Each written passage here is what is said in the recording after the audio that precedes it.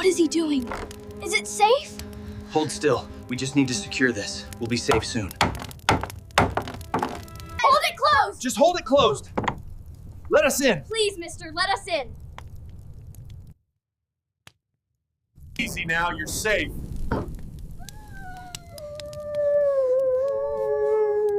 Come closer to the fire. You eat, you sleep, you leave.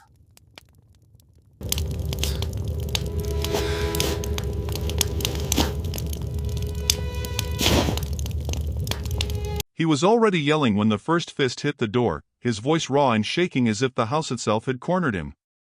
Go away. I said go. The knocking came again, harder, frantic, and he pressed his palm to the wood like he could hold the night back with skin and bone. Outside, a girl shouted his way, her words fast and clipped, telling the boys to stop hitting it all at once. Inside, he cursed her for that calm. Don't knock again, he said. Don't you dare knock again. We're not trying to steal, the girl yelled. We just need to get out of this. You should have thought of that earlier, he snapped. Go find another door. There ain't another, she said. There ain't anything else. A smaller voice broke through, wet and thin, coughing between breaths. It hurts.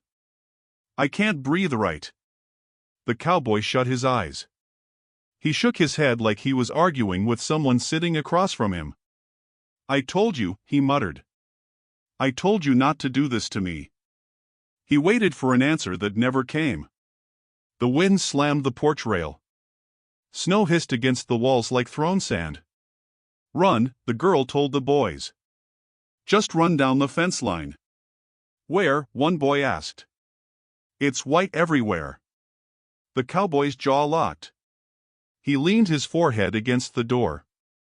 You don't want this place, he said louder. You don't know who I am. We don't care, the girl shot back. We just need the floor. Another cough followed, worse this time. The sound dragged something loose in his chest. He slapped the door with the side of his fist. Stop it. Stop knocking.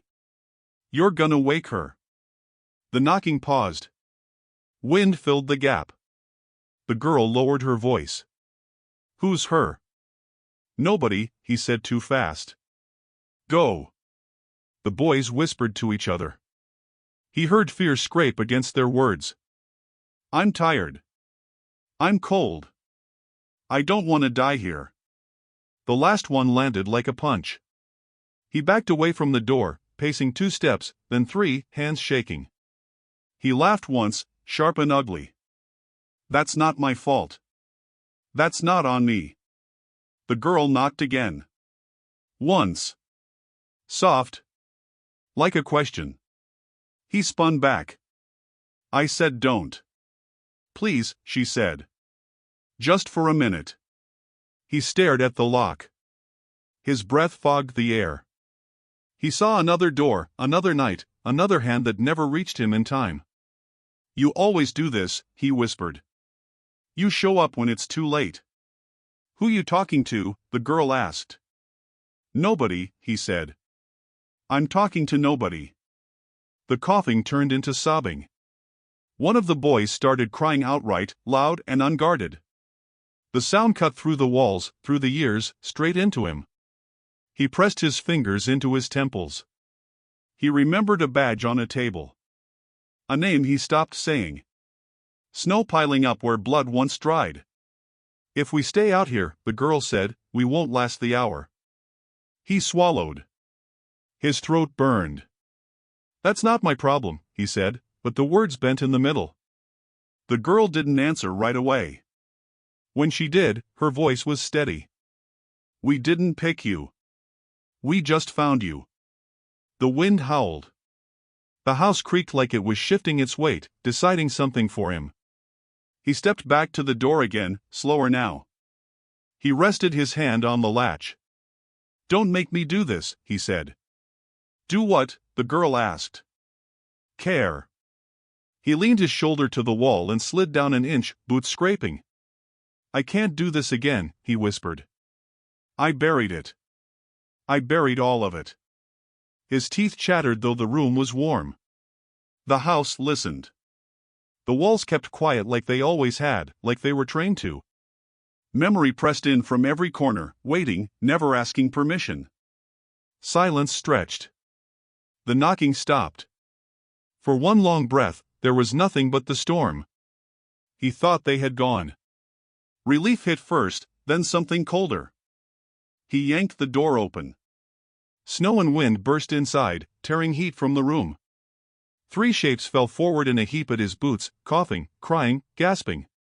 He stood over them, frozen, his mouth open, his hands empty, saying nothing at all. The door slammed behind them, and the wind howled as if it wanted back in. The cowboy stood with his hands still on the latch, chest heaving, snow dripping off the children's coats and boots. He kicked off his own boots, grit and ice clinging to his soles, and motioned toward the fire. Sit. Don't touch anything else. The flames flickered, orange and alive, and the children obeyed, dropping onto the worn rug with wet legs tucked under them. Their eyes scanned the room, taking in the mounted rifle on the wall, the badge pinned to a coat, the small locked chest in the corner. They looked at him, all 3, and he felt the weight of it, the way their need pressed against him like the storm outside. You eat, you sleep, you leave, he said. His voice was hard, almost brittle. Nothing else. We got nowhere to leave to, the girl said. She pulled her knees close. Her voice was blunt, but steady. And nowhere to go tonight. He didn't answer. The fire crackled. He shoved a chair closer to block them from the far side of the room. The middle boy's eyes caught the rifle. What's that for? He asked, pointing. His fingers trembled. Nothing for you, the cowboy said. Don't touch. He turned and went to the sideboard for some bread and a bottle of water, ignoring the way they flinched when he reached. He tore chunks, handed them around. The youngest boy shivered so hard the bread shook in his lap. You cold? He asked. Yeah, the boy muttered, voice barely there. Freezing. He didn't answer, just tossed another chunk of bread toward him. Silence settled. The fire's warmth couldn't reach the corners of the room where shadows lingered. The girl's eyes narrowed, curious and sharp. Do you have kids? She asked suddenly, like it was nothing. The cowboy froze. He didn't look at them. He placed a hand on the mantel and shook his head. None you'd know. They exchanged glances. The middle boy frowned. Ever? He pressed. Were you ever? He muttered something under his breath, words meant for someone who wasn't there. No, he said finally. No, his eyes scanned the shadows. He didn't move. He didn't want to answer. They didn't push further. The girl's gaze flicked to the gun again. You ever use it? She asked. She wasn't curious for fun. She wanted to measure him, to see if he was broken in a way she could understand. The cowboy's jaw clenched. Once, he said. Long time ago. Not here. Not now. He paused. You're not leaving me choices tonight. The youngest boy coughed again, short and dry. He pressed a hand to his chest and looked at the cowboy. We're gonna die if we stay out there, he said, eyes wide. The cowboy didn't flinch. He knelt near the boy and pulled his coat tighter. You won't, he said. You got me. His own voice sounded weaker than he meant it to. The children's eyes caught it. They saw him for the first time as not just a wall of rules and anger but someone tethered to something else, something fragile. They ate in near silence. The fire popped. Sparks rose and vanished. The oldest girl broke it. Why'd you let us in? She asked. Her voice was careful, probing. He didn't answer at once. He watched the flames, shadows dancing across the walls. Because the storm decides more than I do, he said. And I'm too tired to watch anyone die tonight. His eyes flicked to the window, wind rattling against the boards. Sit still. Don't move. Don't breathe louder than the fire. The middle boy stared at him. Are you always like this? He asked. Mean first, Maybe kind later? He shrugged. Or are you just mean? I'm not mean, the cowboy said. He moved back toward the fire, tossing another log on. The flames crackled. I'm careful. That's all. Careful doesn't make you safe, but it makes you here. Alive. For now. He didn't look at them as he spoke, but they understood. He didn't have to promise warmth. The fire did that. He didn't have to promise safety. His rules did that, in their own rough, blunt way. The youngest whispered something small, almost swallowed by the wind. It's getting worse. His words pressed against the walls, against the fire, and the cowboy heard them as if they were carved into the room itself. He turned his eyes to the window, shivering boards rattling. Outside, the blizzard roared, a white noise that felt endless. Inside, 3 sets of eyes watched him, measuring, waiting. And for the first time tonight, he felt the pull, the weight of keeping them alive. Not out of law. Not out of duty. But because letting them die was a choice he couldn't make. He let out a long breath, finally. You're staying, he said. He didn't ask them if they wanted to. They didn't need to answer. They were already there. Safe, for now. Safe in the fire's light and the harsh rules of a man who didn't know how else to care. Outside, the wind screamed. Inside, the fire burned. The cowboy settled against the wall, boots still wet, eyes on the 3 sets of children's eyes reflecting the flames. The night was long, and the storm was only beginning. The blizzard pressed against the walls like it wanted inside for good. Snow seeped under the boards where he hadn't nailed them tight enough, drifting across the floor in soft white streams.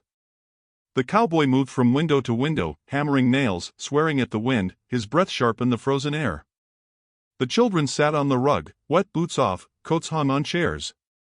They whispered to each other, daring one another to speak. That door, the middle boy said. Back there. The locked one. What's in it? Don't, the cowboy said without turning. His voice snapped like a whip. Don't ask about that. I just want to see, the girl said. Her eyes were steady. Just a peek. You don't sleep either, do you? She asked suddenly, calm, as if she had been waiting for him to notice.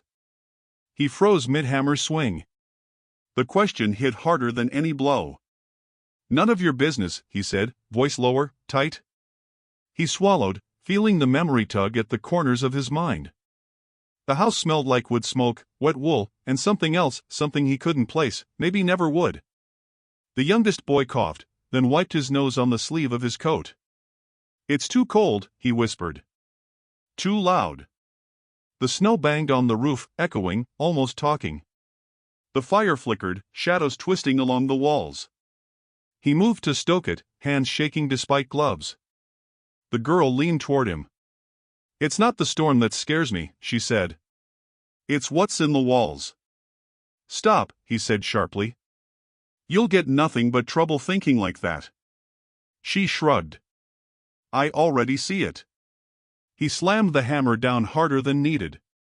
The sound rattled the room. You're imagining it. No, she said. Her voice was low, insistent. I hear it. Voices. Laughing. Crying. Your wife. He froze. The words scraped across something he had buried deep. He turned, eyes narrow. Don't, he muttered. Don't speak her name. The wind hit the walls again, rattling the boards. Something in the corner shifted, a shadow, a draft, a memory. He saw it move. Or maybe he imagined it. He felt her voice in the whistling air, calling for something he couldn't give. Something he'd lost before he even realized it. The middle boy's curiosity pushed him closer to the locked door. Can we just see? The cowboy moved between them and the wall. No. You don't go there. Ever. His hands gripped the edge of the doorframe. I mean it. The girl tilted her head. You don't sleep either, do you? She repeated. Not really. You just sit and listen. He didn't answer. The hammer shook in his hand, but he didn't strike. The fire popped. A log split, sparks flying into the air. He flinched hard. The children noticed immediately. They all froze, eyes wide, waiting. He turned his back to them, hunching over, trying to catch his breath. "I'm not afraid," the oldest girl said, almost to herself. "Not of ghosts." "You should be," he muttered, voice low, almost a warning to someone else. "Everything in this house is alive if you know how to hear it." The youngest boy hugged his knees, shivering. "Will it hurt us?" "No," the cowboy said. "Not tonight. If we stay quiet. If we don't do anything stupid." The fire popped again, louder this time, as if answering him. Sparks jumped higher. Shadows danced across the walls, long and sharp. He looked at the children. Their eyes were wide, bright in the firelight, reflecting everything he couldn't name: fear, trust, defiance, need. Outside, the wind howled against the walls. Inside, the house felt larger, deeper, full of things that moved just beneath the surface. He realized he couldn't leave tonight. Not them, not the house, not the storm pressing on the edges of everything. The locked room loomed in the corner, silent and solid. The air smelled of wet wood and old memory. He knelt beside the youngest boy, tugged the coat tighter around his shoulders. "Sit close," he said. "And whatever you do, don't wander." The children nodded. Their breathing slowed. The storm raged outside, but inside, the fire held steady. For now. And he knew, deep down, the storm wasn't the worst thing they had to fear. The fire had burned low, shadows curling across the walls, when the oldest girl shifted and noticed something at the edge of the chair, a flash of metal under the folds of a blanket. She picked it up. A badge. Cold, hard, heavy in her hand. She held it up, turning it over. "What's this?" she asked. The cowboy froze mid-motion, reaching for the kettle on the stove. His hand jerked back. "Give it here," he said, voice sharp. "No," she said. "I found it. It's mine for now." He stepped closer. "That's not yours. You don't know what that is." "I want to," she said. Her eyes were steady. "What did you do?" He looked at the floor. A long pause stretched across the room. "I didn't do enough," he said finally, low, almost admitting to himself as much as to her. He rubbed the back of his neck. "I tried. I failed. People died. I watched. I walked away." The boy beside her frowned. "Law's supposed to help," he said. "Not, whatever that was." "Law decides who matters," the cowboy said, voice rough. He reached for the badge, but she clutched it tighter. "Don't," he warned. The girl tilted her head, eyes bright in the firelight. "Did someone get away with it?" He didn't answer. The room was silent except for the fire and the wind hammering against the boards. "Finally," he said, "old families. They own the land, the law, the town. They look away. Always have. Always will." He glanced at the boys, then back at the girl. "I was sheriff once. Thought I could fix it. Thought I could change it. I couldn't." The middle boy swallowed, voice small. "Did they hurt kids?" The cowboy's jaw tightened. He said nothing, only stared into the fire. A memory flashed: shoes in mud, cries in the dark, a name he never spoke again. "I didn't stop them," he said finally. "I should've." The girl handed the badge back. "Then you still have to. Somehow." He looked at her. "I'm done fixing the world.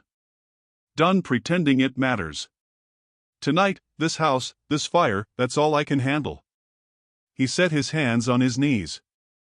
The firelight made the lines in his face look older, harder. Outside, the wind roared again. Snow battered the walls. A loud crack split the air. The house groaned. Something hit the roof, or maybe it was the old oak at the edge of the porch, split by ice and wind. Dust fell from the ceiling. The children jumped. The cowboy barely moved, watching, listening, the fire reflecting in his eyes. "Is it going to fall?" the youngest asked. "No," he said, voice tight. "Not yet." He reached for a broom, wrapped it against the ceiling support. "We ride this out. Keep calm. Don't touch the windows." The girl shifted, holding the badge against her chest. "Why did you even keep it?" she asked. "If it's just failure?" He didn't answer right away. "Because it reminds me," he said finally, "of who I was. And who I can't be anymore. But it also reminds me that sometimes, even when you fail, you can still make a choice." The boy frowned. "Choice for what?" "For the ones left," the cowboy said. He gestured toward them. "Tonight, the storm decides, not them. That's the choice. Keep you alive. That's it." Silence followed. The fire popped. Sparks leapt. Shadows moved across the walls. Outside, the blizzard screamed, relentless. Inside, 3 children stared at him in new ways. They had measured him. Found cracks. Seen the weight he carried, the guilt, the shame. And still, somehow, he had opened the door. The girl spoke again, quiet but firm. "You can't keep hiding behind it forever. One day, you'll have to face what you didn't stop." "I know," he said. His hands were on his knees, fingers curled tight. "And maybe one day I will." He let out a long breath, then looked out at the storm, letting the firelight catch the lines of his face. "Tonight, though, tonight, we survive it. That's all." Another gust rattled the windows, harder than before. Snow whipped against the boards. The youngest whimpered. The cowboy turned to him, voice low but steady. "It's just wind. Just snow. Not worse than what's behind that door. And you won't see it tonight. Not while I'm here." The children settled back on the rug. The fire crackled. Shadows danced. Outside, the blizzard tore at the world, but inside, the house held, and the badge lay between them, a reminder of law, guilt, and choices yet to come. They huddled closer to the fire. The youngest hugged his knees, shivering, while the middle boy poked at the embers with a stick. The oldest girl stared into the flames, her eyes distant, as if trying to pull words out of the smoke. "We came from somewhere," she said finally, voice tight. "But I can't say names." The cowboy leaned against the wall, arms crossed. He didn't press. He had heard enough names in his life, names that burned, names that vanished, names that left children with nothing but cold floors and empty hands. He waited. Silence filled the room, thick and heavy, like the storm still pressing on the walls. "I can't," she whispered again. "It's them. They'll," her voice faltered. She swallowed hard, eyes down. "They'll come for us if I say." He nodded slowly. He knew the pattern. The same men. The same silence. The same fear. He watched the flames cast shadows across their faces, catching the sharp edges of worry in the boy's eyes. "You don't have to," he said. "Not tonight." The middle boy tilted his head. "Do bad men ever stop?" His voice was small, almost lost in the crackle of the fire. "Sometimes," he thought. "Sometimes they die. Sometimes they walk away." "Not always," he said finally. "Sometimes it takes a long time. Sometimes they go on without a conscience." The girl's gaze flicked to him, steady, assessing. "You did what you could?" she asked. He shook his head. "Not always. I watched more than I acted. Too afraid, too tired, too late. That's why I'm here now. That's why I opened the door." The youngest spoke, barely above a whisper. "Did anyone get hurt?" He closed his eyes. The memory pressed in, muddy floors, small bodies shivering, cries swallowed by the dark. "Yes," he said. "Yes, they did. More than anyone should have to see." Silence again. Only the fire and the wind outside. They waited. They didn't push. They just listened. "You're not leaving in the morning," he said finally, voice low. The words weren't a threat. They were a promise. "Not unless the storm lets you." The girl glanced up at him. "Then we stay?" "Yes," he said. He moved toward the kitchen to fetch water, passing the middle boy, who watched him with cautious eyes. "You stay. You eat. You sleep. You survive. That's what matters." The boy tilted his head. "Will they come for us?" "They might," the cowboy said, filling a cup. "But if they do, you'll be ready. You'll know where to go. You'll know what to do." He handed it to the youngest. "Drink." The girl took a deep breath. "We could have died out there." "I know," he said. He sat back down, leaning close to the fire. "That's why you're here now." "Because I let you in." They drank in silence. The youngest sipped slowly, the middle boy poked at the coals, and the oldest girl stared into the flames, mind elsewhere. They didn't need to speak. The room was heavy with memory and fear, but also with something fragile, trust, however thin. "Do you ever regret it?" she asked finally. Her voice was softer now. "Opening the door?" He looked at her, saw the firelight reflecting in her eyes. "No," he said. "Not tonight. Not when it matters. You're here. That's enough." The wind rattled the boards harder. Snow pressed against the windows. Inside, they were warm. Inside, for once, the house was quiet except for the fire and their breathing.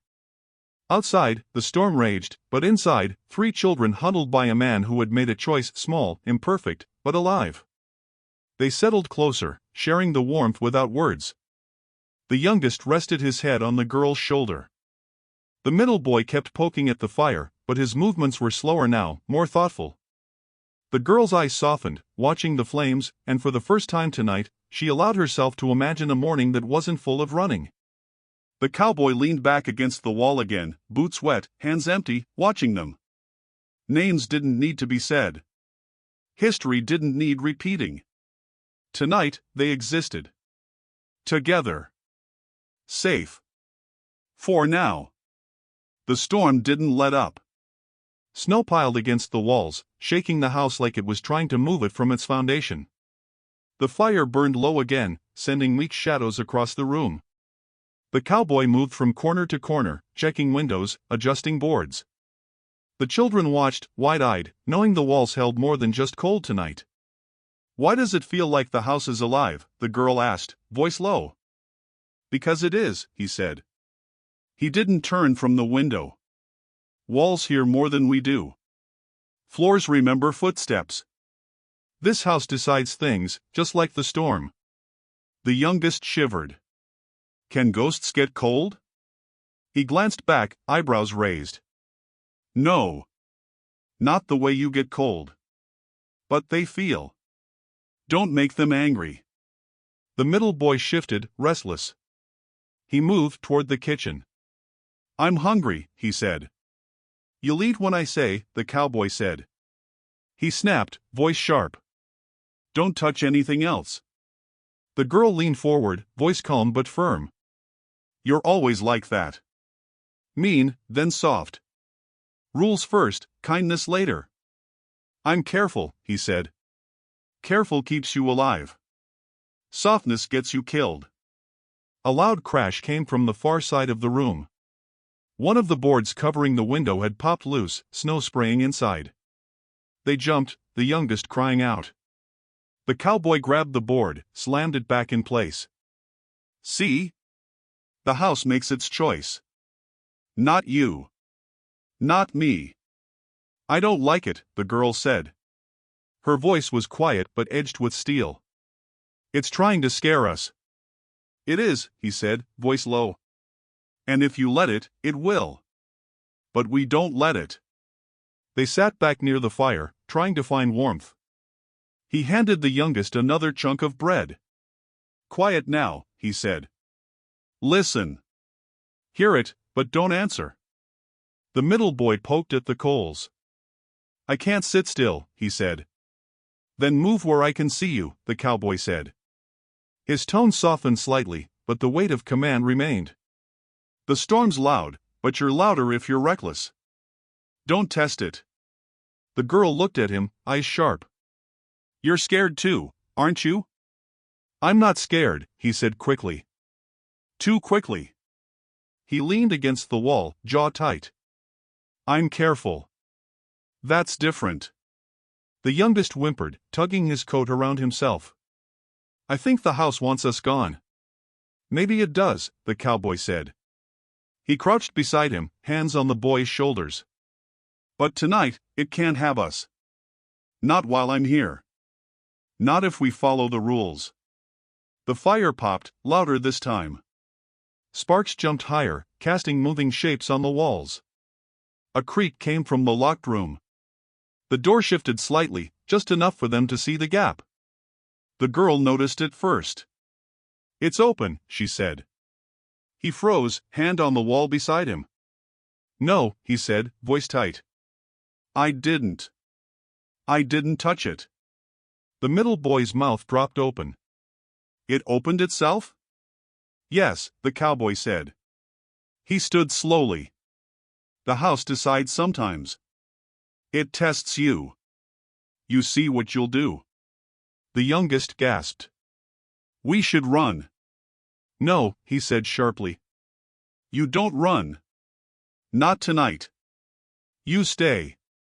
You survive. That's the choice. The girl leaned toward the gap, curiosity fierce. Do we look? He shook his head, stepping closer. Not yet. You sit. You watch the fire. You don't move.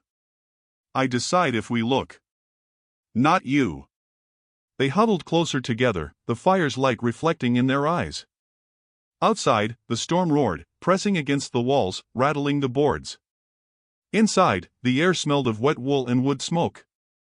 Shadows twisted across the room, long and thin, stretching toward the children as if trying to pull them into the dark. The cowboy took a deep breath, fingers tightening on his knees. Tonight, the house decides, but I keep watch, he said. We don't get reckless. We follow the rules.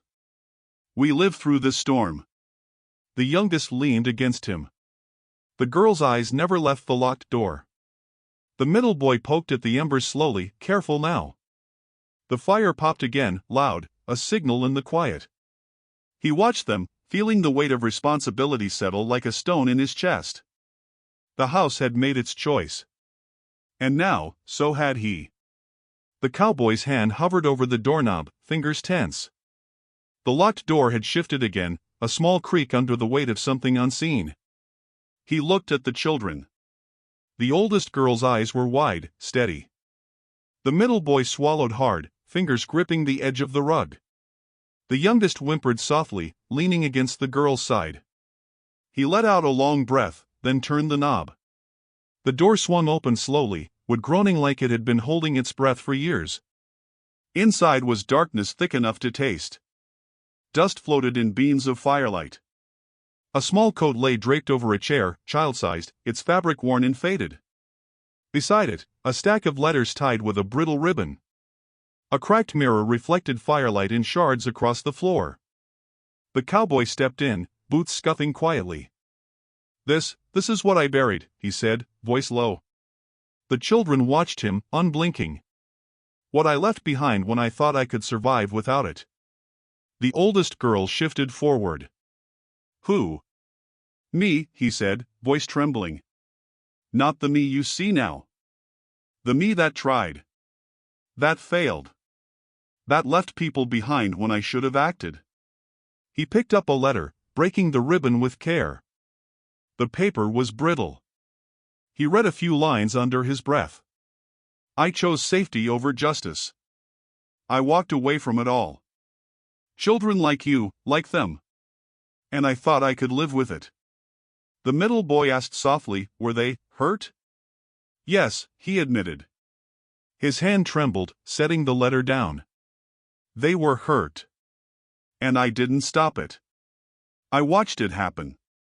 I chose to survive instead of fight. Every day after, I carried that weight. And I buried it here, where no one could touch it. The oldest girl's eyes narrowed. But you opened the door tonight. He looked at her. I did. I couldn't carry it alone anymore. You three, you needed shelter, warmth, survival. That mattered more than my fear. And for the first time in a long time, I made a choice for someone else. The youngest whispered, Do ghosts live in here? He laughed quietly, almost bitterly. Maybe. Memories, regrets, they stick around. They don't sleep. But tonight, the ghosts are quiet. For now. The girl picked up the small coat. Who wore this? His jaw tightened. Someone I failed to protect. Someone I loved and couldn't save. That's why it's here. That's why the letters are here. I couldn't bury the guilt outside the walls. I buried it in the house, where it couldn't follow me. Where I wouldn't have to face it. The middle boy asked, voice low, Do you hate yourself? I did, he said. He shook his head.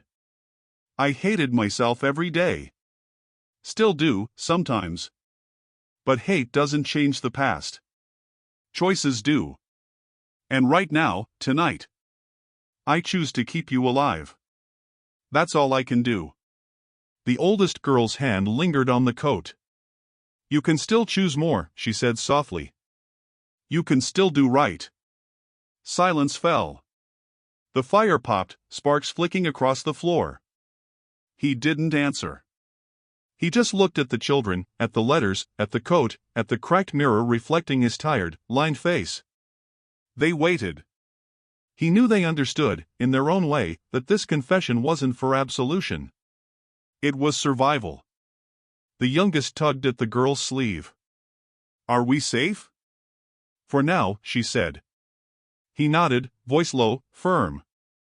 Yes. For now. But this house, it has its own mind. It tests you. It tells you who can stay and who must leave. Tonight, you stayed. That's enough. He moved to the letters, setting them carefully on a shelf. Every choice I made wrong, every time I ran instead of acted, it's all here. Buried. Not gone. But here. I face it now because I can't bury it anymore. The girl looked at him. You don't have to do it alone anymore. He shook his head. I did it alone for too long. That's over. Tonight, it's different. You three are here. You matter. And for the first time in a long time, I matter only to keep you alive. The fire popped again. Shadows stretched across the room, twisting, moving like silent witnesses. He looked at the children. Their faces were serious, reflecting the light, absorbing the weight of his confession without judgment. He saw fear, yes, but also understanding, acceptance, and something else, a fragile hope. The oldest girl stepped closer. You can still choose. He nodded. The weight in his chest lifted slightly, though not gone. He stood, brushing dust from his boots. Yes, he said softly. I can. And I will. Starting tonight. The wind outside died down suddenly, leaving the house unnervingly quiet. The cowboy turned to the children. Stay close, he said. And remember this, nothing you see here tonight has to define you. Not ghosts, not mistakes. You get to decide what matters. That's all any of us can do. The children nodded. The youngest clung to the girl's side. The middle boy poked at the embers, careful now. The oldest girl held the small coat against her chest. For the first time, the house felt still. Not empty. Not safe. But ready. And the cowboy knew, somewhere deep in him, that the storm outside wasn't the worst thing they had to face.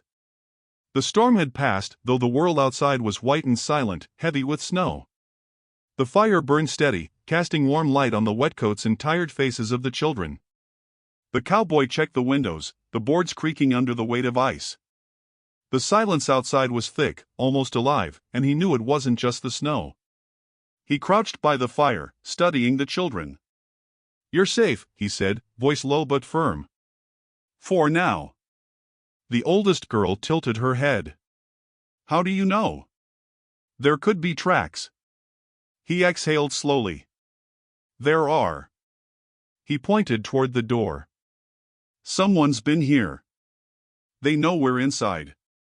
The middle boy's eyes widened. "What do we do?" He stood, grabbing the rifle from the wall. "I'll handle this. You stay here." The girl's voice stopped him. "You already did," she said. "By opening the door. By letting us in." He glanced at her, tension in his jaw. "I didn't open it for them. I opened it for you. You three. That's all that matters." The youngest tugged at her sleeve. "Should we hide?" "No," he said sharply. "Hiding doesn't work. Not this time." He walked to the window, scanning the snow. Tracks led from the tree line to the porch, and deeper footprints circled around the house. They had been watched. They had been followed. The oldest girl moved closer. "Do they know who we are?" "Maybe," he said. He slammed a hand on the sill. "Maybe not. Doesn't matter. I'm not letting anyone touch you. Not tonight." The middle boy frowned. "Will they come in?" "If they try, we'll see them first." "That's why you stay close," he said. He gestured toward the fireplace. "Sit. Watch. Don't move until I tell you." The youngest whimpered, hugging his knees. "It's too quiet." "Quiet's worse," the cowboy said. "You wait for it to move first. You wait for it to show its face. Then you react. Not before." The girl's gaze lingered on the tracks outside. "You think they're from the town?" "Could be," he said. "Could be someone tied to old families. Someone who knows we're here." His voice was calm, but his eyes didn't leave the snow. "It's how the world works out there. They watch. They decide. They act." The middle boy shivered. "We're safe here, though?" "Yes," he said, crouching beside him. "Safe as long as you listen.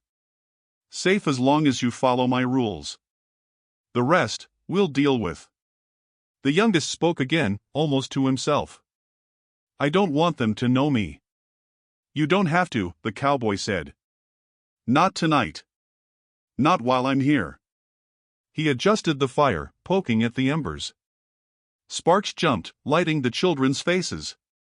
He saw trust, fear, defiance, and a fragile understanding. A long pause. The wind outside sighed through the trees, rattling the house again. He moved to the door, checking the lock. "If anyone comes, they'll knock. They won't rush in.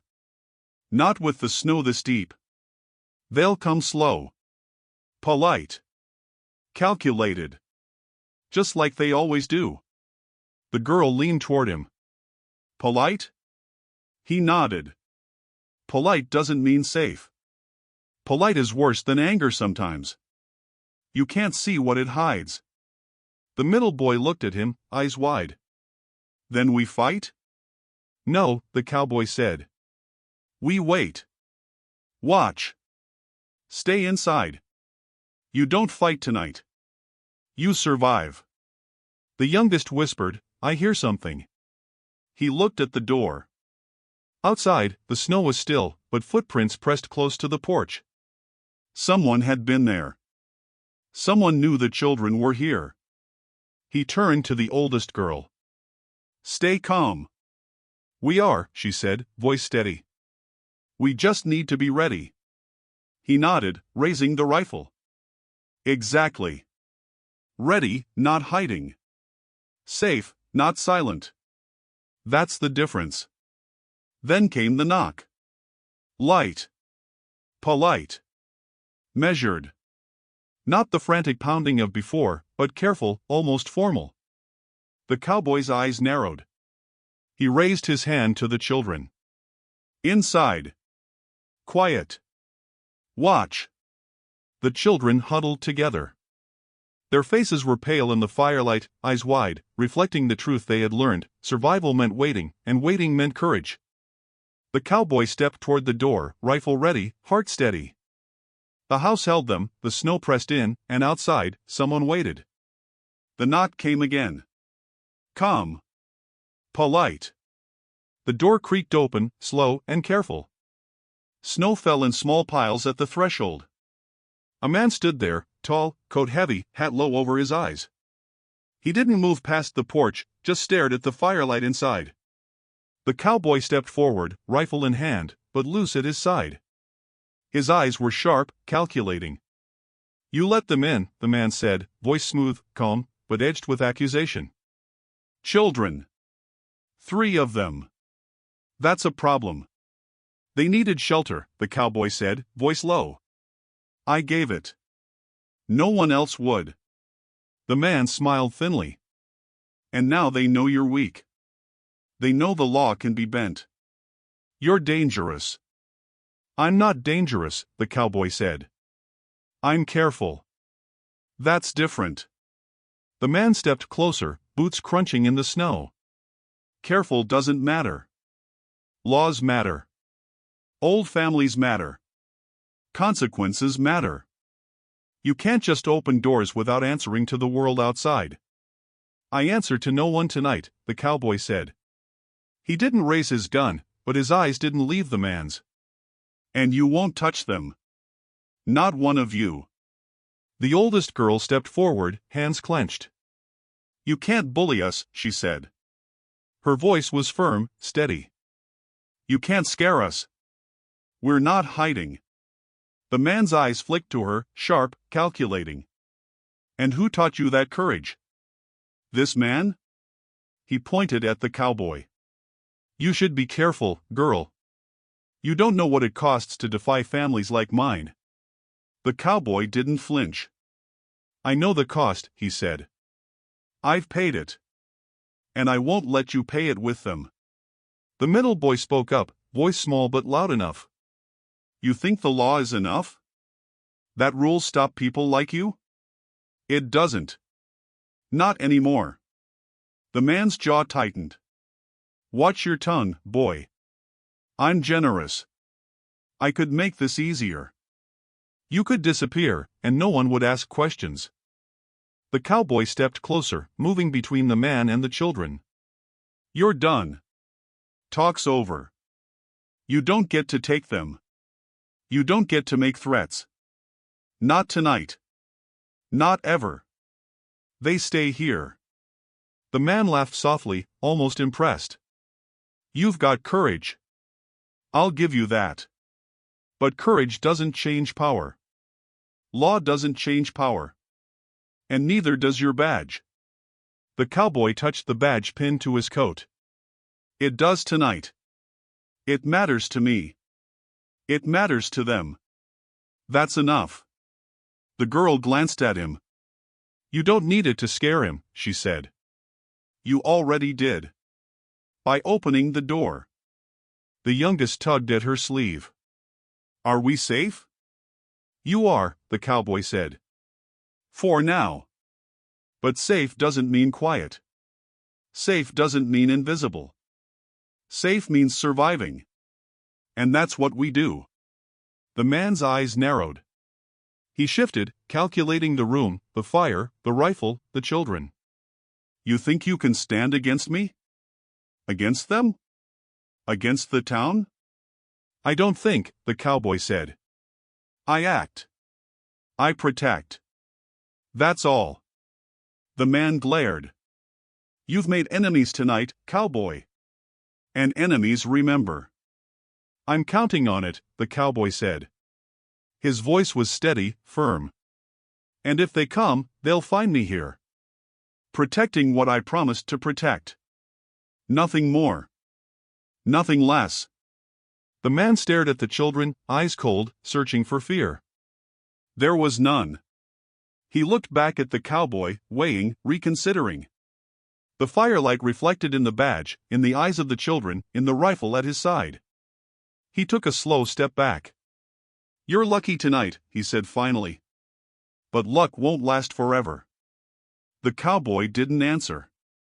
He just watched. The man shifted again, then turned, boots crunching on the snow, hat low over his face. He paused at the gate, then disappeared into the whiteness of the morning.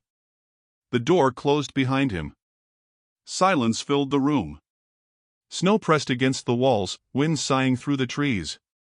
The cowboy exhaled slowly, finally lowering the rifle. The girl moved forward. "You did it," she said quietly. "You protected us." "Yes," he said, voice low. "Tonight. That's all that matters. Tomorrow, we'll see." The middle boy poked at the embers again. "You were scared." "I was careful," the cowboy said. "Careful, not scared." The youngest rested his head against the girl's shoulder. "Can we eat now?" "Yes," the cowboy said. He moved toward the kitchen, hands empty, shoulders heavy. "Eat. Warm up. Remember what matters. Shelter, warmth, survival. That's it." The fire burned steady. The house exhaled. Outside, the snow pressed in, relentless, but inside, 3 children huddled together, safe for now, and a cowboy had shown them what courage cost. Not gunfire. Not law. Just truth. And refusal. The badge rested against his chest, a quiet reminder that protection sometimes cost everything, and sometimes survival was enough. The fire burned steady, warm and low, filling the room with its soft light. Outside, the world was white and silent, snow pressing against the walls, but inside, there was quiet, heavy and careful. The cowboy moved slowly among the children, checking coats, brushing snow from hair, setting cups of warm broth on the table. "You don't owe me," he said, voice low. The oldest girl looked up, eyes steady. "We know." The middle boy poked at the embers, careful not to scatter sparks. "We don't have to call you anything," he said. "You don't," the cowboy said. "Not tonight. Not ever if you don't want to. I'm just here. You get to decide." The youngest tugged at the girl's sleeve. Can we fix the fence?" He looked toward the window, where the old fence leaned under snow, boards cracked and broken. A faint smile touched his face. "Yes. You can fix the fence. And the fire. And the walls. All of it. You make it yours." The girl handed him a spoon of broth. "We can stay?" "You already are," he said. He sat down on the edge of the rug, eyes scanning the firelight dancing across their faces. "Stay. Eat. Sleep. Survive. That's what family means here. Not rules, not papers, not promises you can't keep. Space, safety, warmth. You decide the rest." The youngest laughed softly, small and bright. "We like it here." He nodded. "Then it stays that way. As long as I'm here. And I'm careful. Careful keeps you alive." The middle boy poked at the fire again. "What about them? The men outside?" "They're gone," he said. "For now. And we'll handle them if they return. You'll see. But tonight, we just stay." The girl leaned back, eyes softening. "You don't have to save us forever." "I don't," he said. "But I will tonight. And tomorrow. As long as it matters. That's all I owe anyone." The youngest curled up on the rug near the fire, pulling a blanket over his shoulders. "I like that we're here together." "Yes," he said. "Together. That's enough." He glanced at the badge resting against the mantel, then turned it over in his hand. He set it aside. Its weight was heavy, but not needed now. What mattered wasn't law or power. What mattered was here. The girl stirred, moving closer to him. "You don't have to pretend anymore." "I'm done pretending," he said. "Done running. Done hiding. This is it. This is all that matters. Space. Warmth. You three. The middle boy whispered, "It's quiet." "Yes," the cowboy said. "Quiet is good. For now. We keep it that way. We listen. We survive. We remember what matters." They ate in silence, spoons clinking softly against bowls. The firelight danced across wet coats, tired faces, and shadows on the walls. They didn't speak much. They didn't need to. The weight of what they had survived was enough. The warmth was enough. The quiet, the choice, the space, they all breathed it in, slow and steady. The oldest girl finally broke the silence. "We don't have to leave?" "No," he said. "Not unless you want to. Not unless the storm tells you to. The door stays unlocked. Fire stays lit. Badge set aside. Space is yours. That's all." The youngest yawned, curling into the girl's side. "Can we sleep?" "Yes," the cowboy said. "Sleep. Tomorrow's another day. We'll face it together." He watched them settle near the fire, blankets wrapped tight, faces soft in the glow. He felt the weight in his chest loosen just slightly, like the storm had passed for good. Not gone forever, but held at bay. The house was quiet, alive, but not hungry. It had tested them and let them remain. He pulled a chair near the fire, letting himself rest. He didn't claim fatherhood. He didn't promise salvation. He didn't name family. He just existed in the same space, steady, present, careful. That was enough. That had always been enough. Outside, snow still pressed against the windows, but inside, 3 children were safe. The cowboy breathed slowly. He could hear the fire, the quiet stir of breath, the small movements of survival. He closed his eyes briefly, letting the warmth and the silence fill him. The storm outside didn't matter. The house held. The children were here. And for the first time in a long time, he didn't have to run. The last line of thought lingered, simple and heavy. Space. Safety. Choice. They would stay. And so would he.